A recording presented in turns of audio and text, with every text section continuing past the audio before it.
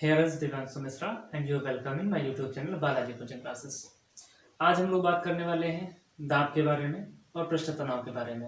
पिछले क्लास के वीडियो में मैंने आप लोगों को बताया था कि बल क्या होता है, ऊर्जा और ऊर्जा संरक्षण के नियम इत्यादि के बारे में। अगर आप लोगों ने पुराना वीडियो नहीं देखा है तो आप चैनल के पेज पर जाकर आप उसे देख सकते हैं, ठीक है, या फिर मैं आपके डिस्क्रिप्शन में उसका लिंक डलवा दूंगा, ठीक है।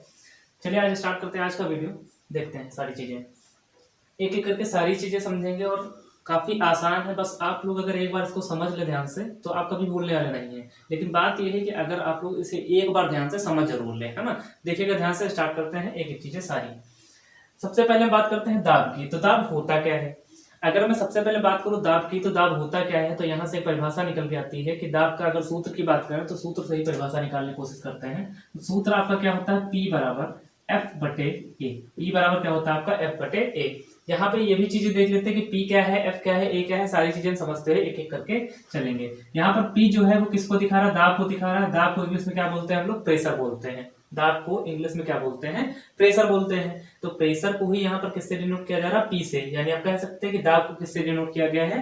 P से डिनोट किया गया है। यहाँ पर जो F है वो किसको दिखाता है? आपका बल को दिखाता है, फोर्स को दिखाता है। तो बल किसको दिखा रहा है भैया? यहाँ पर F को दिखा रहा है, ठीक है। अगर बात हम A की करें तो A का मतलब है यहाँ पे एरिया। A का मतलब क्या है? एरिया। एरिया का मतलब क्या हो जाएगा? हिंदी में क्या बोल सकते हैं उसे हम? क्षेत्रफल। एरिया को हिंदी में क्या बोलेंगे हम लोग? क्षेत्रफल। यानी अगर मैं बात करूं सीधे सीधे दाब की, तो दाब बराबर होता है बल बटे क्षेत्रफल। दाब बराबर क्या निकल के आएगा? यहाँ से निकाल लेंगे तो बल बटे क्षेत्रफल। यानी ये भी तो कह सकते हैं कि एकांक क्षेत्रफल पर लगने वाले बल को ही हम क्या कहते हैं? दाब कहते हैं। फिर से परिभाषा देखिएगा ध्यान से कि एकांक क्षेत्रफल पर लगने वाले बल को ही हम क्या बोलते हैं? दाब बोलते हैं। तो परिभाषा यहाँ से आप लोगों को समझ आ रही होगी कि एकांक क्षेत्रफल पर लगने वाले बल को ही क्या बोलते हैं हम लोग? दाब बोलते हैं, ठीक है। आगे देखें, अगर बात करूं मैं यहाँ पे इसके मात्रक की, तो आप लोगों को इतना तो पता ही होगा कि अगर यहाँ पर बल F दिया गया है तो बल का मात्रक क्या हो जाएगा?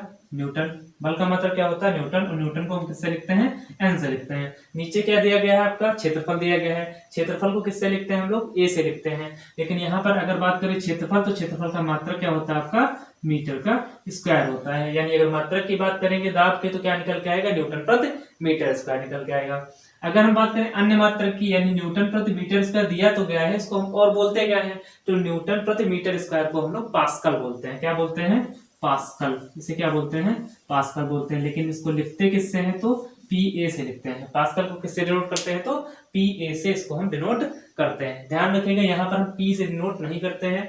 P से हम दाब को डिनोट करते हैं और उसके मात्रक को PA से डिनोट करते हैं। वहां पर क्या होता है? ये पास्कल दिखाता है।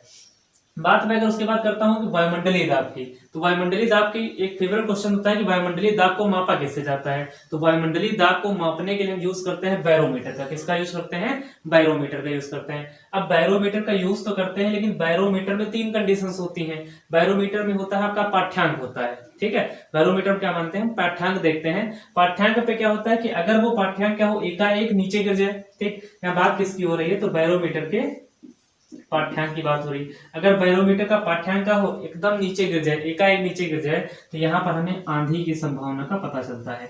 यानी वहां पर क्या होता है कि आंधी की संभावना होती है, ठीक है।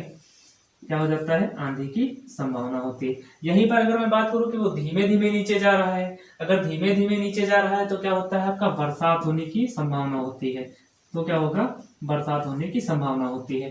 तीनों कंडीशंस इंपॉर्टेंट हैं, तीनों बार बार एग्जाम में पूछी जाती हैं, इसीलिए तीनों को ध्यान से आप लोग देखिएगा कि अगर बैरोमीटर का पाठ्यांक क्या हो जाए, एकाएक नीचे गिर जाए, तो आंधी उठेगी, ठीक। आंधी और तूफान वगैरह भी आ सकता है। और अगर पाठ्यांक क्या हो कि धीमे धीमे नीचे जा रहा है, तो क्या होगी? आपकी बरसात होगी। अगर वहीं पर पाठ्यांक क्या हो कि धीमे धीमे ऊपर जा रहा हो, तो मौसम साफ रहने की कंडीशंस होती हैं। तो क्या रहेगा? आपका मौसम साफ रहेगा, ठीक है। ये चीजें आपको ध्यान से देखनी है कि अगर मान लीजिए बैरोमीटर का पाठ्यांक एकदम नीचे गिरेगा तो आंधी तूफान होने की संभावना रहेगी। धीमे धीमे नीचे गिरेगा तो क्या होगी? बरसात की संभावना होती है। और धीमे धीमे जब ऊपर उठेगा तो आपका मौसम साफ रहेगा, है ना। तो ये आपको यहाँ पर ध्यान रखना है। बात अगर हम दाब की कर रहे हैं तो दाब में कंडीशंस होती है, जो कि फैक्ट के रूप में मैंने लिख दिया है कि अगर ज्यादा ऊंचाई पर जाते हैं तो दाब कम होता जाता है। मतलब जितनी ऊंचाई हम बढ़ते जाते हैं दाब उतना ही क्या हो जाता है? कम होता जाता है। अक्सर बात करते हैं कि अगर आप लोग पहाड़ पे चढ़ रहे होते हैं, पहाड़ी चढ़ते चढ़ते क्या होता है, अचानक नाक से क्या जाता है, खून बाहर निकलने लगता है।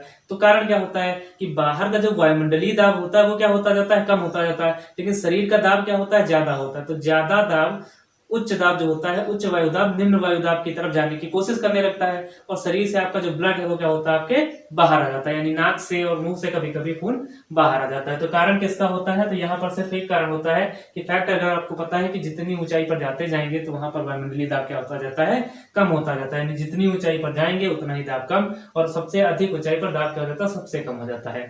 यहाँ पर एक और एग्जाम्पल होता है कि अगर आप वायुयान में यात्रा कर रहे होते हैं तो आपके जो फाउंटेन पेन अगर पेन जेब में रखा गया है तो उससे क्या होती है, स्याही बाहर आ जाती है। तो वो भी किसका उदाहरण है, आपका वायुमंडलीय दाब का उदाहरण है, कि वहां पर भी क्या होता है, दाब क्या हो जाता है, निम्न हो जाता है। आंतरिक दाब क्या होता है, वो भी क्या, पेन के अंदर का दाब क्या होता है, वो ज्यादा होता है। तो वो अंदर की जो स्याही के रूप में वो बाहर आने की कोशिश करता है, और वो क्या करता है, बैक मार देता है ना। ध्यान से देखिएगा। अब आगे बात करते हैं हम लोग पृष्ठ तनाव की। पृष्ठ तनाव को हम इंग्लिश में क्या बोलते हैं, पृष्ठ तनाव को इंग्लिश में बोला जाता है सरफेस टेंशन। पृष्ठ तनाव को इंग्लिश में क्या बोलते हैं, सरफेस टेंशन बोलते हैं। यहाँ से एक चीज क्लियर हो रही होगी कि यहाँ पर तनाव या फिर टेंशन आप लोग समझ रहे होंगे। टेंशन का मतलब क्या होता है कि खिंचाव, टेंशन का मतलब क्या होता है, खिंचाव। जैसे लोग कहते नहीं कि कभी कभी ज्यादा परेशान होते हैं, मुझे आज टेंशन बहुत ज्यादा है। तो टेंशन में क्या होता है कि आपका माइंड क्या होता है, खिंचा हुआ रहता है, कि बहुत ज्यादा ही लग रहा है कि चारों तरफ से सब सिकुड़ा जा रहा है ना, संकुचित हो रहा है, ऐसा मतलब महसूस होता है। तो यहाँ पर भी किसकी बात हो रही बात, तो यहाँ पे पृष्ठ की बात हो रही है। पृष्ठ का मतलब क्या होता है, यहाँ पर सरफेस की बात हो रही है, सरफेस। अब यहाँ पर अगर बात करें कि पृष्ठ तनाव होता किसमें है, तो पृष्ठ तनाव की बात जब आएगी तो हमेशा किसमें आएगा, वो आपका द्रवों का गुण है। अगर पृष्ठ तनाव का गुण पूछा जाए किसका गुण है, तो पृष्ठ तनाव किसका गुण होता है, आपका द्रवों का गुण होता है। परिभाषा में लिखा जाता है कि द्रव का मुक्त पृष्ठ। अच्छा, एक मिनट के लिए मुक्त पृष्ठ आप लोग थोड़ा सा देख लीजिएगा। अगर मान लीजिए यहाँ पर कोई तालाब है या फिर कोई भी पानी आपने भर लिया बाल्टी वगैरह में, इसमें यहाँ तक पूरा पानी भरा है, ठीक है, इसमें पानी पूरा ऊपर तक भरा है। अब आप ये बताइए कि इसमें अगर मैं मुक्त पृष्ठ की बात करूंगा तो मुक्त पृष्ठ आपका ऊपर होगा या फिर अंदर होगा या इधर होगा या इधर होगा, तो आप लोग सीधे से बोलेंगे सर मुक्त पृष्ठ आपका कहाँ पर हो जाएगा, ऊपर वाला। ये जो तीर दी गई है तो यहीं पर ये पूरा पूरा क्या है, आपका मुक्त पृष्ठ है, यही आपका क्या है, मुक्त पृष्ठ है। ये हमेशा हमेशा रहता है किसमें है, तो ये जो मुक्त पृष्ठ होता है ये हमेशा रहता है तनाव की स्थिति में। किस स्थिति में रहता है, तो तनाव की स्थिति में रहता है। अब अच्छा, पूछा जाए कि इस पर बल कहाँ पे कार्य करता है, तो बल जो कार्य करता है ऊपर से या नीचे से या दाएं से या बाएं से, किधर से कार्य करता है, तो आप एक चीज ध्यान रखिएगा, इसमें ऊपर से कोई भी बल कार्य नहीं करता है, ऊपर से कोई भी बल कार्य नहीं करता है, लेकिन इसमें नीचे से एक बल कार्य हमेशा करता रहता है। नीचे से क्या करता है, एक बल कार्य हमेशा करता रहता है। अब नीचे से जब एक ही तरफ से बल कार्य कर रहा है तो वो रेखीय काम करता है। कैसे काम करता है, रेखीय काम करता है। इसीलिए अगर पृष्ठ तनाव के फार्मूले की बात करते हैं तो T बराबर आपका F बटे क्या हो जाता है, L हो जाता है, यानी एकांक लंबाई पर लगने वाले बल को हम क्या कहते हैं, पृष्ठ तनाव कहते हैं। अब यहाँ पर थोड़ी सी कंफ्यूजन हो जाती है कि दाब और पृष्ठ तनाव में डिफरेंस क्या होता है, तो ध्यान से समझ लीजिएगा कि अगर मैं दाब की बात करूंगा तो एकांक क्षेत्रफल पर लगने वाले बल को क्या बोलेंगे, हम लोग दाब बोलेंगे, और एकांक लंबाई पर लगने वाले बल को हम क्या बोलते हैं, पृष्ठ तनाव बोलते हैं। ठीक है, आगे देखिएगा, यहाँ पर लिखा गया ससंजक बल और असंजक बल। काफी इंपॉर्टेंट है, काफी आसान है, बेहद आसान है। अगर आप इसको एक बार समझ लेंगे तो बहुत ज्यादा ही आपको आसान लगेगा। ध्यान से देखिएगा, ससंजक में देखिए यहाँ पर क्या लिखा है, सा लिखा है, असंजक में यहाँ पे क्या लिखा गया है, आ लिखा गया है। यानी मैं इसके बारे में बता चुका हूँ, एक बार फिर से बता दे रहा हूँ कि ससंजक में सा का मतलब क्या होता है, समान प्रकार के। ससंजक का मतलब क्या होता है आपका, समान प्रकार के। ठीक, ध्यान रखना है। ससंजक में सा का मतलब क्या है, समान प्रकार के, और असंजक में आ का मतलब क्या है, असमान प्रकार के। बस इतना आपको ध्यान रखना है, आप समझ जाएंगे सारी चीजें। मैं बताऊंगा तो काफी चीजें क्लियर हो जाएंगी, सारी चीजें देखिएगा ध्यान से। ससंजक में मैंने क्या बताया, सा का मतलब क्या होता है, समान प्रकार के, और असंजक में आ का मतलब क्या है, आपका असमान प्रकार के। अब देखिएगा, समान प्रकार के दो पदार्थों के मध्य, ठीक है, ध्यान से सुनिएगा कि समान प्रकार के दो पदार्थों के मध्य लगने वाला जो बल होता है, आकर्षण बल होता है, उसे ही हम लोग ससंजक बल बोलते हैं। और भिन्न भिन्न पदार्थों के या असमान पदार्थों के मध्य लगने वाले आकर्षण बल को हम लोग क्या बोलते हैं, असंजक बल बोलते हैं। अब ध्यान से फिर से एक बार सुन लीजिएगा कि अगर मान लीजिए दो समान प्रकार की वस्तुएं हैं या समान प्रकार के पदार्थ हैं, जैसे मानते हैं आपकी पानी की बूंदों की बात करें, तो एक पानी की बूंद इधर और एक पानी की बूंद इधर, अगर उन दोनों को आपस में मिला देंगे तो वो कैसी थी, तो पानी की बूंदें तो थी तो एक ही प्रकार की, एक ही पदार्थ था ना, तो यहाँ पर क्या हो जाएगा, वो ससंजक बल के उदाहरण में आ जाएगा जब दोनों बूंदें आपस में क्या होंगी, मिल जाएंगी। लेकिन अगर मैं बात करूं असंजक बल में, तो असंजक में क्या बताया कि जब भिन्न भिन्न पदार्थ हो, भिन्न भिन्न पदार्थ का मतलब क्या होता है कि जैसे मान लीजिए कांच का कोई टुकड़ा है, आप उससे पानी फेंक दे तो पानी की बूंद उस पे क्या होती है, चिपक जाती है। या दूसरा एग्जांपल आप देख रहे हैं कि मैं मार्कर से बोर्ड पर लिख रहा हूँ, तो मार्कर का जो पदार्थ है वो दूसरा है और बोर्ड का पदार्थ दूसरा है, तो भिन्न भिन्न पदार्थों के मध्य भी क्या लगा जा रहा है, आकर्षण बल, जिसके कारण ही हम क्या कर पा रहे हैं, लिख पा रहे हैं। इंग्लिश में ध्यान से देखेगा, कोहेसिव फोर्स लिखा होता है और एडहेसिव फोर्स लिखा होता है। आप लोगों ने फेविकोल का डब्बा देखा होगा, तो फेविकोल के डब्बे पर लिखा आता है आपका एडहेसिव। एडहेसिव का मतलब होता है कि अगर भिन्न भिन्न पदार्थों को भी आपस में जोड़ना है तो फेविकोल आसानी से जोड़ सकता है। इसीलिए आप वहां से भी देख सकते हैं कि उसमें भी क्या लिखा होता है, एडहेसिव। तो एडहेसिव का मतलब क्या होता है कि अगर असंजक प्रकार की वस्तुएं हैं, अलग अलग वस्तुएं हैं, तो उनको भी जोड़ने में वो क्या है, सक्षम है ना। चलिए आगे देखते हैं। अब बात मैंने पृष्ठ तनाव की कर ली, ससंजक बल पढ़ लिया, असंजक बल पढ़ लिया। अब मैं बात करूं पृष्ठ तनाव के कुछ उदाहरणों की, तो ध्यान से देखिएगा कि पतली सुई का पानी की सतह पर तैरना, ये किसका उदाहरण है, आपका पृष्ठ तनाव का। पृष्ठ तनाव का मैंने बताया कि जो मुक्त पृष्ठ होता है, हमेशा ऊपरी जो सतह होती है वो कैसे रहती है, तो हमेशा तनाव की स्थिति में रहती है। अब तनाव की स्थिति में है तो अगर उस पर सुई डाली जाएगी आसानी से, मतलब आपने कभी कभार किया होगा, मतलब प्याज वगैरह में, ध्यान से देखिएगा, मान लीजिए बाल्टी है, ठीक है, इसमें पतले कागज पर इसमें मैंने क्या रख दिया, निडल रख दिया, तो पतले कागज पर उस पर सुई रख दी जाती है और पानी जो है नॉर्मल होना चाहिए, ज्यादा गर्म भी ना हो, ज्यादा ठंडा भी ना हो, ठीक है, नॉर्मल पानी वो बाल्टी के अंदर, और आप कागज पर क्या रख दें, सुई रख दें, और कागज धीमे धीमे क्या होगा, आपका गल के इसके अंदर चला जाएगा, लेकिन सुई क्या होती है, पानी की सतह पर तैरती रहती है। तो ये भी किस कारण होता है, तो आपका पृष्ठ तनाव के कारण ही संभव हो पाता है, क्योंकि उसका मुक्त पृष्ठ कैसा रहता है, मुक्त पृष्ठ सदैव तनाव की स्थिति में रहता है। फिर अगला है कि पानी की बूंदों का गोल होना। तो पानी की जो बूंदें होती है वो हमेशा देखिएगा छोटी छोटी बूंदें किस रूप में हो जाती है, गोल रूप में हो जाती है। तो गोल का मतलब क्या है कि उसका जो मुक्त पृष्ठ है वो किसकी स्थिति में है, तनाव की, यानी वो अपने आप में कम से कम आयतन करने की कोशिश करने लगता है, यानी कम से कम वो क्षेत्रफल कोशिश करता है कि कम से कम क्षेत्रफल घेर पाए। इसीलिए क्या हो जाती है कि जो बूंदें होती हैं वो क्या हो जाती हैं, आपकी गोल हो जाती हैं।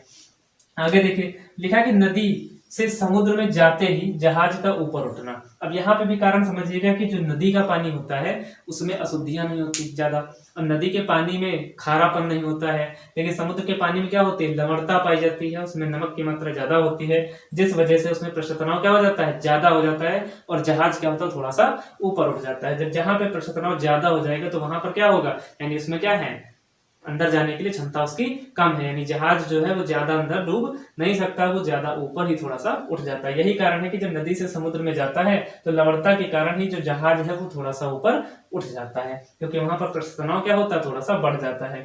फिर अगला देखिए, लिखा कि जैसे गर्म खाना या फिर सूप ठंडे की अपेक्षा अधिक अच्छा लगना, यानी जो गर्म खाना हो या सूप हो, है ना, गर्म सूप की बात कर रहा है, तो ठंडे होने की अपेक्षा क्या लगता है, अधिक अच्छा लगता है।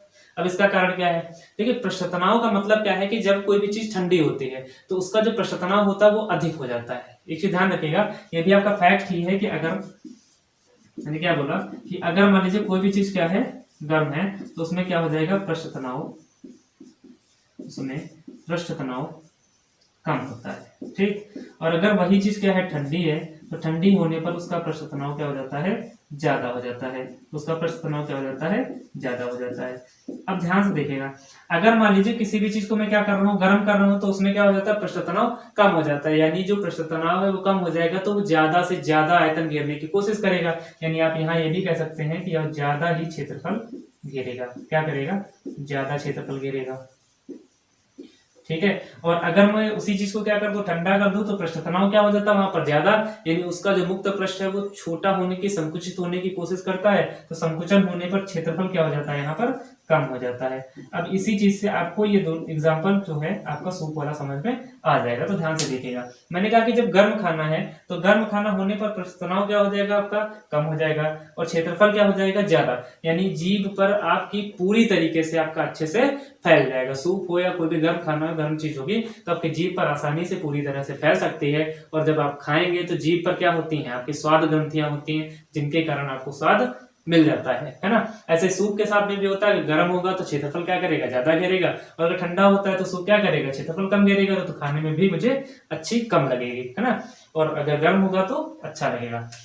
अगला देखिएगा कि मिट्टी का तेल डालने पर मच्छर के अंडों का डूब जाना।